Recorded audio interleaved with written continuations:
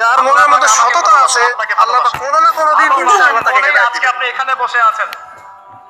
এটা আল্লাহ আপনাকে ভালোবাসেন বলেই লক্ষ লক্ষ কোটি কোটি মানুষ এখন জেনে করছে। আজকের দিনে আপনি ওয়াজ মাহফিলে বসে আছেন। আল্লাহ পাক আপনাকে ভালোবাসেন বলেই আপনি আল্লাহকে সিজদা দেওয়ার তৌফিক পেয়েছেন। সম্পর্কের মধ্যে ছিল আপনি লা ইলাহা ইল্লাল্লাহ কালিমা শিখেছেন। পড়ে নাই আপনি কিন্তু এই যে যখনই আল্লাহর কোরআন কথা পড়তে শিখেছেন, কোরআন পড়ছেন, হাদিস পড়ছেন, নবীর দ্বীনের প্রতি মহব্বত আছে, আল্লাহ আপনাকে ভালোবাসেন বলেই হচ্ছে। কথা শুনতে শুনতে শুনতে একদিন মাশাআল্লাহ তখন বুঝবেন আল্লাহ আপনাকে ভালোবাসে যখন আল্লাহ পাকের অনুমোদিত কাজগুলো আপনার ভালো লাগবে। নামাজ পড়তে ভালো লাগছে, রোজা রাখতে ভালো লাগছে, কোরআন তেলাওয়াত করতে ভালো লাগছে, আল্লাহর জিকির করতে ভালো লাগছে, আলেম ওলামার সাথে থাকতে ভালো লাগছে।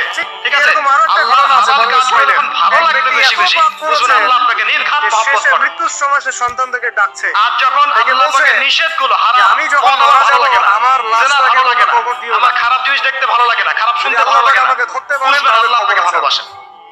কি করতে হবে? আর যখন দেখবেন খারাপের পিছনে আপনার ঝোঁক বেশি, দুর্নীতি করতে ভালো লাগে, সুদ খাইতে ভালো লাগে, ঘুষ খাইতে ভালো লাগে, কাউকে ঠকাইলে মনে হবে স্মার্ট হয়ে গেল, হ্যাঁ মানুষের টাকা আত্মসাৎ করতে ভালো লাগে, নামাজ না পড়ে ঘুম দিতে ভালো লাগে, ঠিক আছে, রমজান মাসে বিড়ি টানতে ভালো লাগে, ঠিক আছে, মেয়ের সাথে যে টানকি মারতে ভালো লাগে, তখন বুঝবেন যে আল্লাহ আপনাকে আরো ভালোবাসেন আদেশ করলেন বা আপনি আল্লাহর ভালোবাসা পাওয়ার যোগ্যতা হারিয়ে ফেলেছেন। আর মানুষ আর জিন আল্লাহর কথা আল্লাহ আমাদেরকে বোঝার তৌফিক দান। আল্লাহর কথা এখন আসি আল্লাহ পাক বিজ্ঞান বলে প্রকৃতি থেকে এবং তার রাসূল আমাদেরকে এমন কি কি কাজ বলেছেন যেই কাজগুলো করলে আমরা সরাসরি আল্লাহর ভালোবাসা পাবো জানার দরকার আছে কি নাই?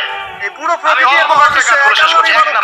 এক নাম্বার কে সৃষ্টি করলো প্রকৃতি? আল্লাহ এবং তার রাসূল আমাদেরকে জানিয়েছেন আমরা যদি তাওহীদের উপর থাকতে পারি, একত্ববাদ লা ইলাহা ইল্লাল্লাহ, আল্লাহর ভালোবাসা পাবো ইনশাআল্লাহ। আল্লাহ শব্দ ইউজ করলে আপনি যে ব্যক্তি শিরকের পাপে লিপ্ত আছে সে আল্লাহর ভালোবাসা পাবে না, পাবে না, পাবে না, আস্তে আস্তে উঠিয়ে দেওয়া যতক্ষণ না সে তওবা করে ফিরে আসছে।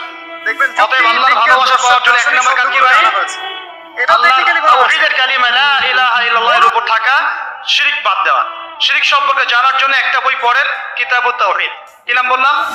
কিতাবুত তাওহীদ। একটাই পড়েন, দেখবেন ইনশাআল্লাহ শিরক কাকে বলে, কত প্রকার, কি কি, কোন কোন কাজ করলে শিরক হয় সব জানতে পারবেন ইনশাআল্লাহ। এই বইটা একটু কঠিন, এই বইটার ব্যাখ্যা বের হয়েছে, ব্যাখ্যা যুক্ত বই কিনবেন এবং যেগুলো বুঝবেন না ওলামায়ে কেরামকে জিজ্ঞাসা করবেন, কারণ সবগুলো কিন্তু বুঝতে পারবেন। এক নম্বর। দুই, নবী সাল্লাল্লাহু আলাইহি ওয়াসাল্লামের অনুসরণ করলে আল্লাহ আমাদেরকে ভালোবাসবেন। দলিল আল্লাহ পাক সূরা আলে ইমরানের মধ্যে বলছেন 31 নম্বর আয়াতে আল্লাহ বলছেন, কুল, হে নবী আপনি বলে দিন, ইন কুনতুম তুহিব্বুনাল্লাহ, তোমরা যদি, হে আদম সন্তান, হে উম্মতে মুহাম্মাদী, তোমরা যদি আল্লাহর ভালোবাসা পেতে চাও, ফাত্তাবিউনি, তোমরা আমাকে অনুসরণ করো। কাকে? আমাকে বলতে কাকে? রাসূলুল্লাহ সাল্লাল্লাহু আলাইহি ওয়াসাল্লামকে। তাহলে কি হবে? ইউহিব্বুকুমুল্লাহ, আল্লাহ পাকও তোমাদেরকে ভালোবাসবেন বলে সুবহানাল্লাহ। আল্লাহ আমাকে ভালোবাসবেন ইনশাআল্লাহ। আর কি?